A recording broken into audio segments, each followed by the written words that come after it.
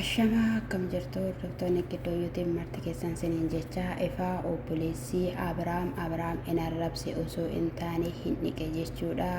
Wanta nama gaa'ila qabu tokkorraa hin eegamne kan ati gochaa jirtu dhaabbattee ofi hin ilaalle dhukkubsattee yoo ta'eera ta'e sammuun kee hin yaadu seeraan ala ta'eera yoo ta'e marmara ofirratti gaggeessuu dandeessaa. Doktoroonni baay'een ni jiru.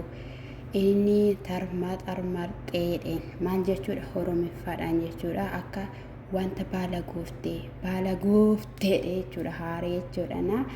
Ishiidhaan illee akkasuma hermeellaadhaan illee jechuudha ati kan dhufte ani hordoftuu isaati jettee dhufte hordofaan tokko immoo dhufeetu nagaa jedhee deema. Ati yaada biraatiif dhufte dubartummaa kee of hin ilaaltu, dubartummaa kee dhabaa jirta. Kabaja kee dhabaa jirta. Dubartiin tokko yookiin immoo shamarreen tokko kabaja qabdi, hanga kee hir'isaa jirta. Atoo maalidha kan ta'aa jirtu? Yoo haadha manaa kee faana wal dhabdeetta ta'eera ta'e maaltu dubartii jala si kaachisa? Maaliif of hin tasgabbeessitu? Maaliif mataa abbaa koo mataa haadha kootii gadi qabdaa? Haati koo akkatti jirtu, abbaan koo akkatti jiru argiteettaayi. Si'iif jedhee baay'ee kabaja gachisiistee jecha jira jechuudha. Anoo maalan sirraa baradha? Anaafoo maal ol keessee? Ani qixisuu kee ta'ee yerooni sitti bahee Abiraam kuniif kun maaf akkas ta'asiin jedhu baay'inaan si arrabsu sitti tolaayi. Ana garuu natti hin tolu. Ani qixisuu kee ta'ee maaliif kanaan akkan siin jedhu akkan bahee waan hin taane dubbadhu maaliif na taasistaa? Hiriyoonni jala jirtan immoo maal hojjechaa jirtu? Hinga'u kana caalaa waan baay'een taasisne waan baay'een dubbanne nuti hingaa baa gidduu keessaaniiti. Ati deebi'itii of ilaali. Namni fayyaa qabu tokko akkas miti. Mee ofii keetti dhaabbadhuuti maalan gochaa jira maaliin ta'aa jira jedhiitii of madaali, of ilaali. Hordoftoota kee jibbisiisaa jirta. Nama hundumayyuu dadhabsiisaa jirtu. Maaliif namni waa'ee kee akka dadhabu goota?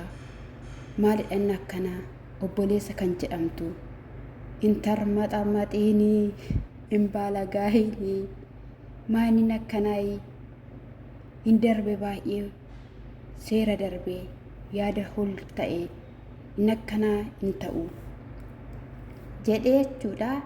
Dhugaan siniin jedhe baay'ee tokko haareetoo jira jechuudha. Akkasumallee jechuudha waa'ee hiriyaa isaatii Beesaa nama jedhamtu ishii faanallee akka walitti bu'ee badeetoo jira. Sababni isaa immoo ani kan hin badee fi ishii faana walitti buunee ishiin waan baay'inaan jechaa turte nan hubanne yaada koo. Ani immoo gaa'illi isaanii osoo diigamuu gaa'illi Abiraam fa'i osoo diigamuu dhaabbadhee ilaaluu hin barbaanne ture. Ishinnaa fi yaada koo kan ishiidhaaf hin galle yoo jedhu dubbate. Asirratti immoo ani immoo isaa waan hin jedhu tokko keessaa jechuudha. Yeroo darbees maaltu dhimma Ruutaa fi dhimma Abiraam keessa si galche jetteetoo jechuudha dubbattee turte jechuudha. Isheenii ani immoo osoo kun ta'uu dhaabbadheen ilaalu jedhee jechuudha. Amaloota dheeraa keessaa jechuudha.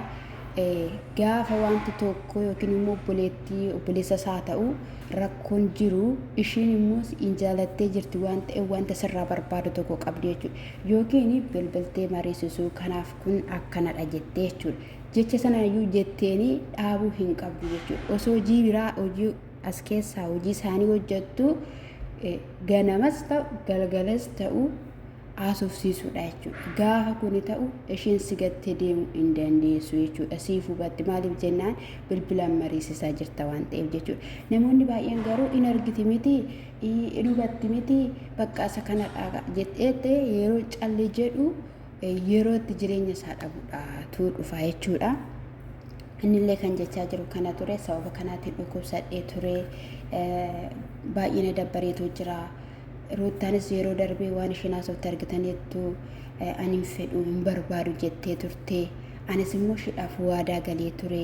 Haala hunduma keessatti si faana nan ta'a jedheen hin ture. Ammas immoo yeroo isheen da'umsaa fi geessetti akka dhagahetti. Kanaafiyyuu immoo bukkee ta'uun barbaada. Ani ishee faana ta'uun barbaada. namni ishee gargaaruu dhabamuu danda'a yoo jedhu dubbate namni ishee gargaaru hin dhabamu. Maaliif jennaan obboloota ishee haadha ishee bira jirti waan ta'eef inni kun jechuudha. Garuu kana yaaddee dhufuun kee baay'ee gaariidha jechuudha. Obboleessa kee irratti immoo jechuudha miidiyaa irratti baatee himuun kee baay'ee bareeda jechuudha. Of arga jechuudha. Garuu immoo jechuudha haa ta'uyyuu malee jechuudha ani rakkoo qabadheen yaade jechuudha Efreemii hospitaala osoo hin taane yookiin immoo doktoroota bira osoo hin taane kan geessitu jechuudha tsabala otoo geessitanii ani otoo bilbila keessa mee qabaadhe sinitti hima namni sinitti himu hin jiru mooyi namni sin gorsu hin jiru mooyi mee nagaadhaa jettaniit mee akka saaree fi adurree aannanii bartee dubartii kana jala kaata jettee yaaddaa yaa obboleessa nagaa miti dhugaan siin jedhana. Baay'ee nama jibbisiisa jechuudha. Egaa hojiin hojjetamaa jiru namni hundumtuu jibbeera humnaaf ol jechuudha. Nama jechuudha hojjechaa jira jechuudha hojii isaan hojjechaa jiranii. Ati sagalee galgala argiteetta wanta ta'e haadha manaas akkan naarse otoo na biraan ta'e yeroo sana mee jechuudha yeroo ati manaan garaa dhiibdee dhaabbattee maaltu ta'aa jira jettu sana namittii sana jechuudha morma ishee qabeetu gadi darbata ture. Dhugaan siin jedhe garuu akkasii akka hin goonee fi waan Abrahaam irratti hojjetame damaddabametu jira. Baraa fi beekaa fi in arrabsina dhugaan siin jedha. Gaafa iyyee irraa bahe jechuudha sinitti dhaga'ama wanta ta'eef jechuudha. Egaa isa kanadha Ruutaa hin barbaada baay'ee akka jaalatu hin ibsa deebi'ee mooshii kana faana ta'a. Nagaadhaare nama shakkisiisa sinin jechuun jaaladha. Innaa isa kanadha jechuudha namni immoo uffatee dibatee silaa akkana bahee fi nagaadha jechuu hin dandeenyu.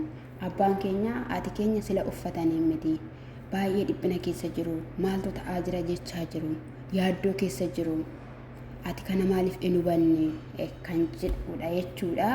Egaa osoo yaada abbaasaa yaada haadhasaa hubateera ta'ee jechuudha qe'ee haadhasaa mooraa abbaasaa dhiisee hoteela kireeffatee hoteela keessa hin jiraatu jechuudha. Hoteela keessas immoo jechuudha lafa sanas immoo wal bukkee jiru Hermeellaa faana waliin bahu waliin galu waliin isaa nyaatu waliin irbaata nyaatu dhageessan itti mitira viidiyoo isaanii keessatti. Kanaaf iyyuu rakkoodha. Kanaaf ittiin faradiina lachuu fuudhuu barbaadde jechaanii turre ammanaa itti yaadummoo jechuudha rakkoo keessa akka jirudha.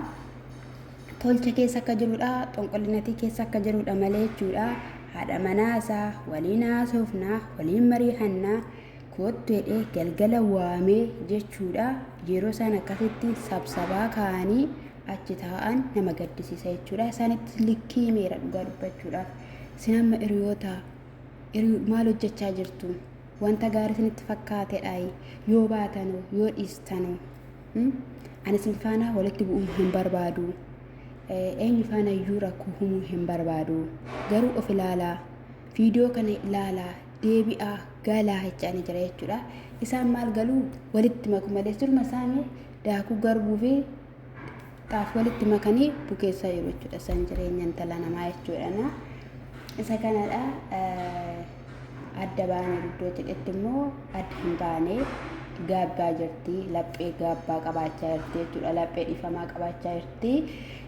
Ruutaanii Abrahaam sillee akkasumadha.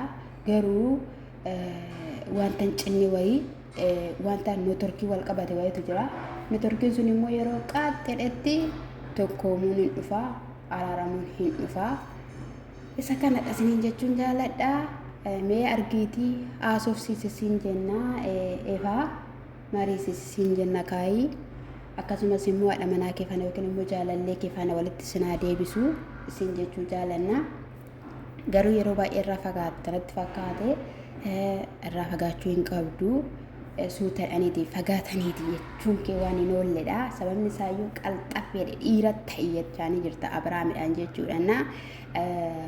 Dubartii yoo sossoban jaalatti jechaa jirta fakkaatana gaaffiidha kan keenya jechuudha. Kanaaf walitti sinaa deebisu maatii bira dhattee jilbeeffattee namoota sana hunduma biratti ta'eera taanaani ammas illee nan deebi'aa abdii hin kutadhu jetteetoo jirti jechuudha. Jabaadhu dhugaa jaalalli gatii nama baasisa jaalalli dhugaan jechuudha waan baay'ee of keessaa qaba wanta ta'eef siin jenna kanaaf iyyuu immoo obboleessa keessi mee ofitti qabiitii waan rakkoo isaa gaafadhu baazawee namni wanta akkasii irra jiru ani nagaadha ani fayyaadha jedha jechuudha fayyummaa isaa adda baafadhu siin jenna qeldoo YouTube subscribe like